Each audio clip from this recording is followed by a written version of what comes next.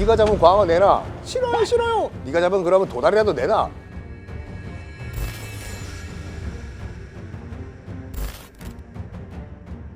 세계 곳곳에 보물이 있다는 추측이 있는데 지금까지 찾았던 거, 오픈된 거 약 2만 파운드밖에 안 돼요. 찾으러 가야 될 것 같아요. 갈까요 우리요? 네네네. 저 먼저 퇴근해. 빠이빠이.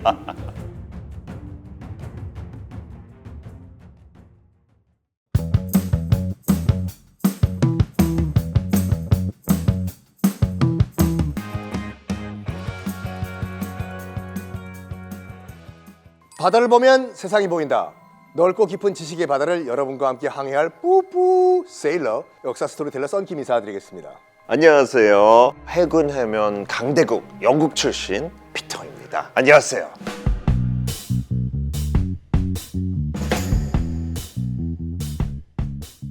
바다에 배가 둥둥 떠다니기 시작하면서 등장한 뭔가에 대해서 이야기를 나누려고 하는데 피터 씨는 바다와 배 때문에 빰 생긴 거 뭐가 생각나요? 너무 많죠.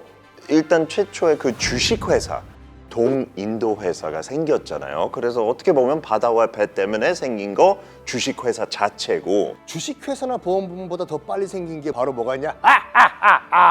돈 내놔! 바다 위의 도둑 해적이 해적. 해적 파이럿.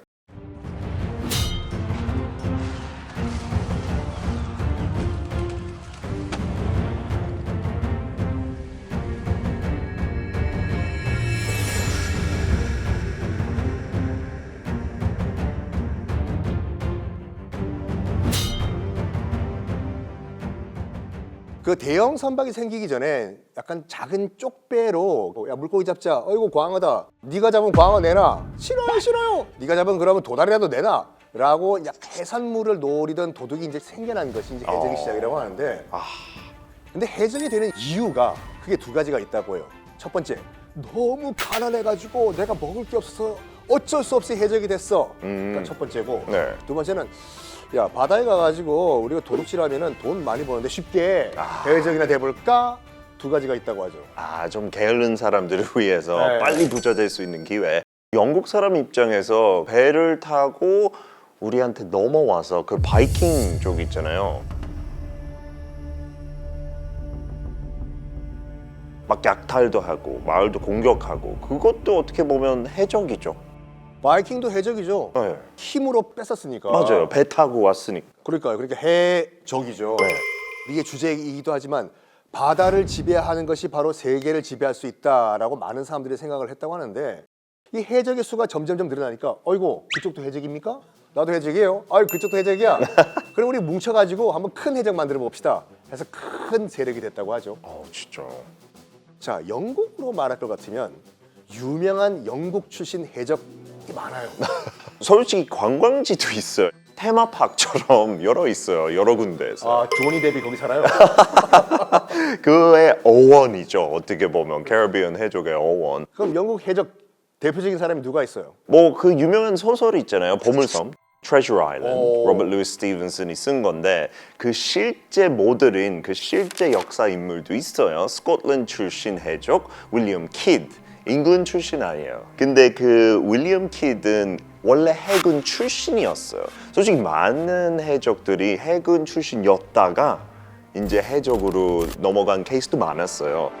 근데 그분은 되게 대단한 해군이었어요.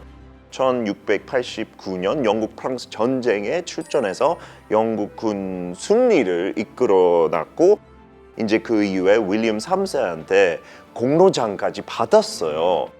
그래서 원래 해적 상대로 이렇게 막 소탕하다가 해적과 손을 잡고 이제 완전 180도 인생 바뀌었죠.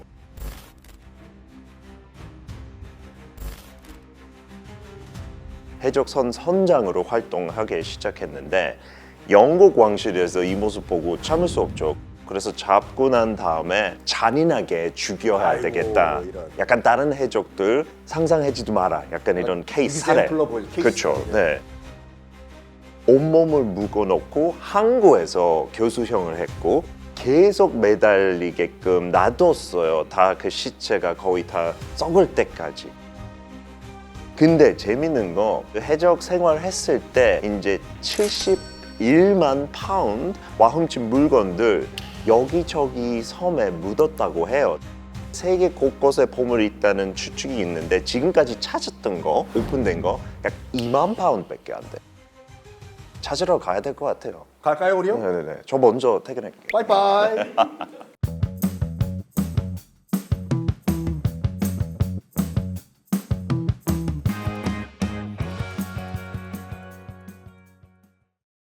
자, 다음 소개해드릴 해적은 아마 많은 분들이 아실 거예요. 바로 드레이크, 프란시스 드레이크 서, 프란시스 드레이크 경인데, 그럼 이 사람이 귀족인가 해적인가 하시는 분들 약간 헷갈려 하시는 분들이 위해서 잠깐 설명을 드리면은, 당시 이제 엘리자베스 1세 여왕 때잖아요. 네, 그렇죠. 엘리자베스 1세 여왕 때 영국이 솔직히 말해서 가장 진짜 못 살았어요. 진짜 다른 유럽에 비해서 굉장히 힘들었거든요.